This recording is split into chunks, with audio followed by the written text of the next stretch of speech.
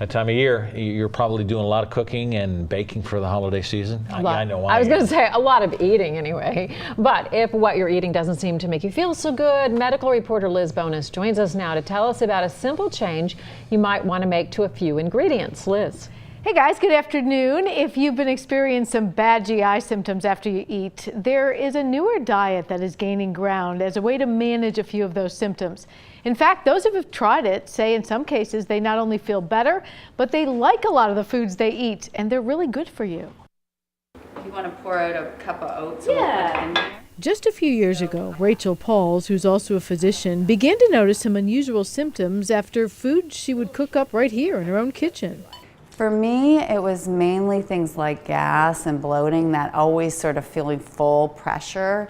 Eventually, she was diagnosed with irritable bowel syndrome, or IBS. I started experimenting with over-the-counter treatments, things like peppermint, different fiber therapies, different enzymes, all the things that you read about.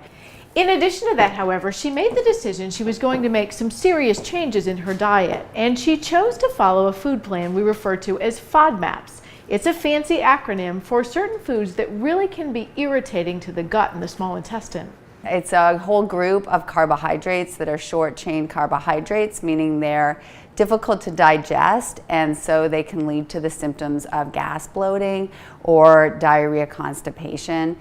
Swapping these for other low FODMAP carbohydrates helped not just Rachel, but Tracy Garcia, who has a similar condition called Crohn's, feel much better.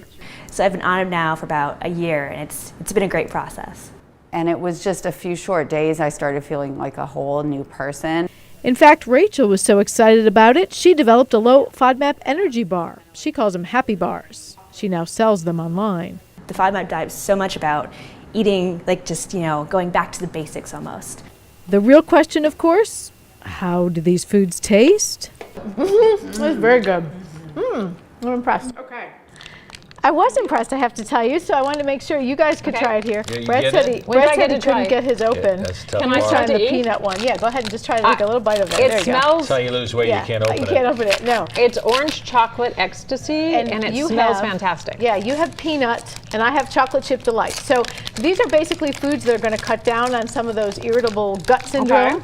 And yeah, now you can right now you can only get them online. She calls them happy bars. We have a link if you want to find out more at local12.com. They work out to be just a little less than about $3 a bar. Cliff bars, I noticed, are about the same cost. And what are the calories? 200 and something. The calories are about 200 a bar, which is a typical energy bar. Yeah. You'll notice, like you said, oh, that's high in calories, but they're very dense. Yeah.